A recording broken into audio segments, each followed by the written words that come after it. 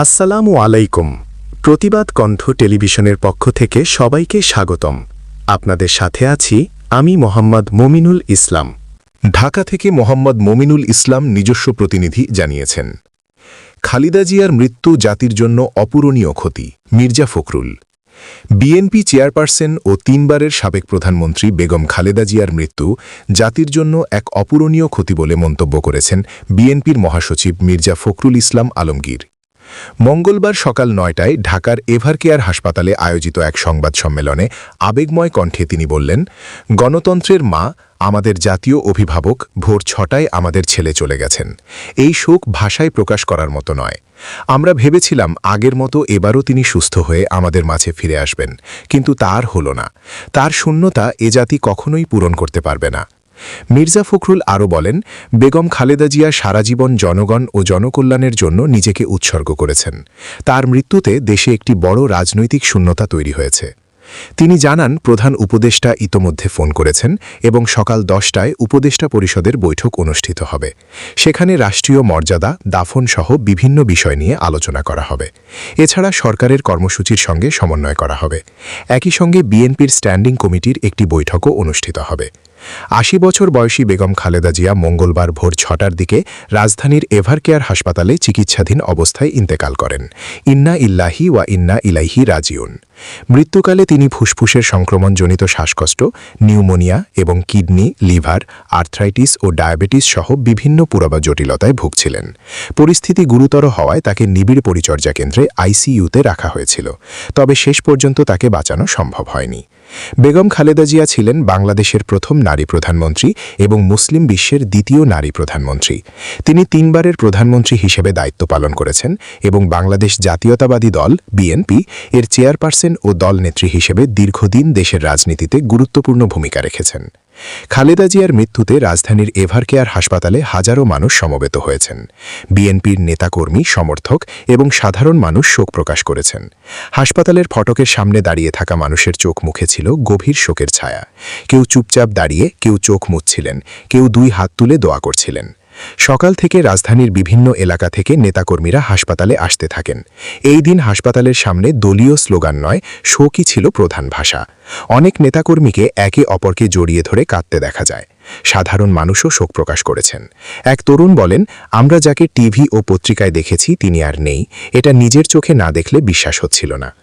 বেলা বাড়ার সঙ্গে সঙ্গে হাসপাতাল চত্বর ও সংলগ্ন সড়কে মানুষের চাপ বেড়ে যায়। আইন শৃঙ্খলা রক্ষাকারী বাহিনী সতর্ক অবস্থানে থাকে। ভিড়ের ভেতরে অনেক কর্মী স্মৃতিচারণা করছিলেন। কেউ আন্দোলনের দিনগুলো, কেউ কারাবন্দী অবস্থায় খালেদা জিয়ার দৃঢ় অবস্থানের কথা মনে করছিলেন। বহু মানুষের ভাষ্যে উঠে আসে একজন আপোষহীন রাজনৈতিক নেত্রীর প্রতিচ্ছবি। এই সংবাদটি নিয়ে আপনাদের সামনে দাঁড়াতে হবে, এটা আমরা কখনো ভাবিনি। আমরা এবারও আশা করছিলাম ঠিক আগের মতোই আবারও তিনি সুস্থ হয়ে উঠবেন। আমরা ভারাক্রান্ত হৃদয়ে ইতিমধ্যে আপনারা শুনেছেন ডক্টর শাহাবুদ্দিনের ঘোষণা। আজ ভোর 6টায় আমাদের গণতন্ত্রের মা, আমাদের অভিভাবক, আমাদের জাতির অভিভাবক আমাদেরকে ছেড়ে চলে গেছেন। ইন্না লিল্লাহি ওয়া ইন্না ইলাইহি রাজিউন। এই শোক, এই ক্ষতি, এটা অসহায়, অপূরণীয়। এই জাতি কোনোদিন পূরণ করতে পারবে না। যে নেত্রী তার সারাটা জীবন জনগণের অধিকারের জন্য, কল্যাণের জন্য তার সমগ্র জীবনকে উৎসর্গ করেছিলেন, সেই নেত্রী দেশনেত্রী বেগম খালেদা জিয়া আমাদের মাঝে নেই। এটা আমরা যারা তার সহকর্মী এবং রাজনৈতিক কর্মী আমরা এটা ভাবতে পারি না। বাংলাদেশের রাজনীতিতে একটা বিশাল শূন্যতা সৃষ্টি হলো। তাই নয়, গণতান্ত্রিক পৃথিবীর গণতান্ত্রিক আন্দোলনে একটা বিশাল শূন্যতা সৃষ্টি হলো। আমরা দলের পক্ষ থেকে আমাদের ভারপ্রাপ্ত চেয়ারম্যানের অনুমতিক্রমে আমরা দলের কিছু কর্মসূচি নিয়েছি। সেই কর্মসূচিগুলো আমাদের দলের সিনিয়র যুব মহাসচিব জনাব রুহুল কবির রিজভী সাহেব আপনাদের সামনে তুলে ধরবেন। সরকারের প্রধান, এই কেয়ারটেকার গভর্নমেন্টের প্রধান প্রফেসর ডক্টর মোহাম্মদ ইউনূস আমাদেরকে ফোন করেছিলেন সাথে সাথে, এবং ইতিমধ্যেই তারা সিদ্ধান্ত নিয়েছেন যে 10টার মধ্যেই তারা একটা স্পেশাল ক্যাবিনেট মিটিং করবেন। সেই ক্যাবিনেট মিটিংয়ে তারা দেশনেত্রী বেগম খালেদা জিয়ার যে শেষ কাজগুলো, তা জানাজা, দফন, তাকে রাষ্ট্রীয় মর্যাদায়